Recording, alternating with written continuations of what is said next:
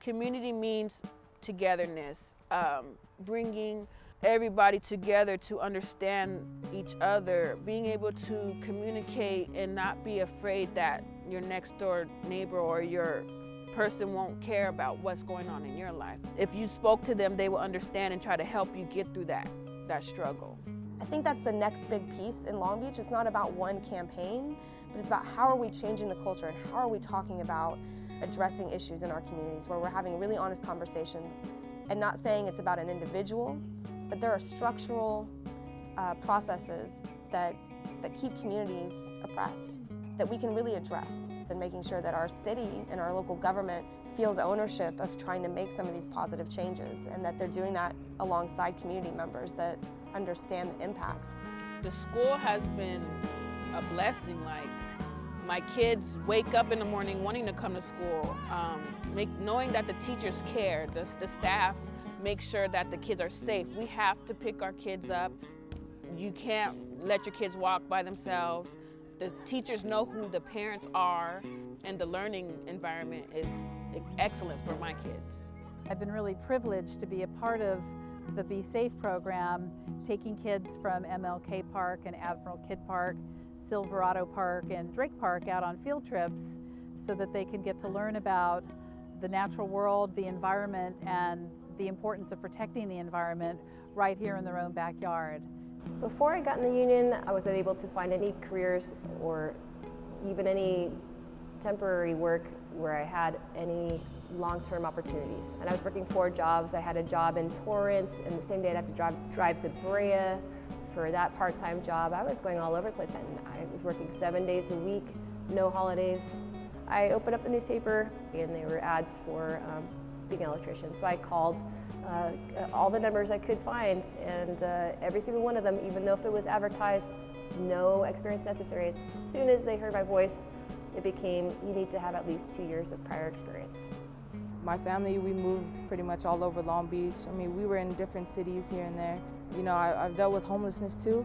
So like, I know what it's like to be in motels. Like, I know what it's like to be in cars, other people's couches. Sometimes, like, I remember being under that bridge, you know. School was hard for me to get to. And though we had one small car, sometimes we couldn't pay for gas. So sometimes I just wasn't able to make it to school. And I was always late too, even when I did make it to school. I wasn't really able to focus, like I wasn't all there and I wasn't paying attention in class. And you know, some of my teachers, not all of them, but some, they kind of just blew me off and they gave me that look like of disgust, like I'm not gonna be nobody. I feel that if teachers were more involved with their children, the children in the classroom, knowing that they come from a home that's torn apart and the kid is not knowing how to express themselves, they should be able to be that person the kid can talk to without being sent out of classroom and making them feel even worse about themselves. You know, that makes kids want to join gangs and join unnecessary things because they feel that's the only thing that's available to them. As a high school student walking home alone, it's really hard because you'll never know what's out there. We got banged on by gang members nearby Stevens. It was scary because they pointed a gun at me. They said, what you got, where's your phone? We got stopped by the gang members before Keyshawn died. Yeah, it's the same people that killed Keyshawn. So I really thought it was gonna be us who was gonna die. Before, nearby Stevens, you could just walk and jog, but now, it's not safe anymore. I've been staying home a lot because of that incident. When it comes to walking through dangerous neighborhoods, I'm always on the lookout for anything that could be coming my way. Like, I always clench my fist like into the wall, like just to make sure like I don't show no fear and stuff like that. Like, I try not to mad dog because, you know, might give off the wrong impression, but I try not to look like I'm scared at the same time. Safety is a very big issue with me and my family. For one, I walk Genesis to school. I try to keep them in good environments, like I take them to the park, or if we're not at the park, we spend a lot of the time at the school, which is a very safe place. Neighborhoods are dangerous only because You know, the people that stay there, they're tired, they're angry, I mean, for people living in dangerous neighborhoods, you know, like it's tiring to live from paycheck to paycheck. Like they're tired of not getting like quality food and quality water in their communities. They're pretty much fed up. The rent is too high.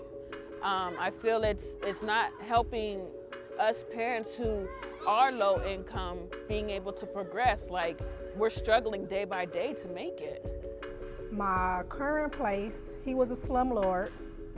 He didn't fix anything. I had mold. He painted over the bathtub. And when I asked him to fix these things, he never fixed them. Why should I have to pay all my rent when he's not doing what he's supposed to do for me as a tenant? And I was calling housing authorities and, you know, so many resources that I had that I thought that I could go through, but at the end of the day, they were on his side. It was a stressful situation even looking for another place to move.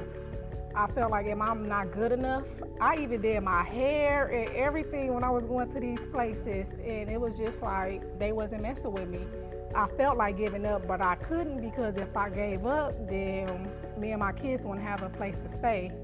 So I kept pursuing them, and I kept pursuing them, like to let them know, like, you know, I really want this place. And then he ended up calling me and we moved in. As much as life throws at you, you can let it out, but just never give up. Don't feel that that's the end. To be a great society and to be a great city, all residents need opportunity and need the chance to live happy, healthy lives, not just those that live in certain parts of Long Beach, but all residents of Long Beach. Long Beach denied our charter renewal. The LA County couldn't come to an agreement, so now we go to the state. We're just hoping and praying that they give us our charter renewal in July, or else a lot of kids will be out of luck. If I was able to speak to the city council and the mayor of Long Beach, I would tell them that they need to keep New City School here where it's at and stop playing around. No, I'm serious, because this school means a lot to so many parents, especially us low-income families who can't travel across town to take our kids to dual immersion programs, which they probably won't get into.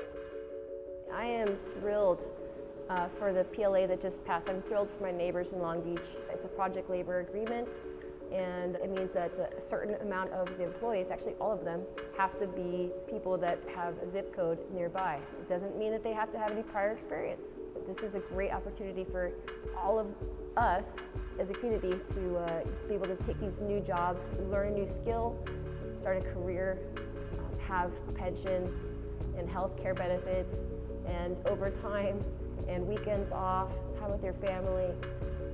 It's just amazing. Please, please, please invest in North Long Beach, also West Long Beach. These are areas that it's a very diverse community and a lot of blue-collar workers, and we could use more funds there. I know for some people it feels good, just like, you know, I gave this homeless man $1, or I helped out with my jacket or something like that. I mean, there's so much more you can do. You can really help somebody and get them off the street. And I also work with the Every Student Matters campaign, working on like the punitive practices that they have. Like if a student is late to class, they're sent to a room where they basically do nothing. They can't do homework, they can't do anything productive. They sit there and they're not being educated. Although Jordan has improved, we're working to make it an even better school. With the recent victory in Los Angeles with raising the wage to $15 an hour, we fully hope that that will come to Long Beach, where we can make sure that all of our workers can make a respectable wage, a humane wage, and spend that money locally to make sure our economy is growing. The light is at the end of the tunnel. It's just we got to go through these struggles to get there.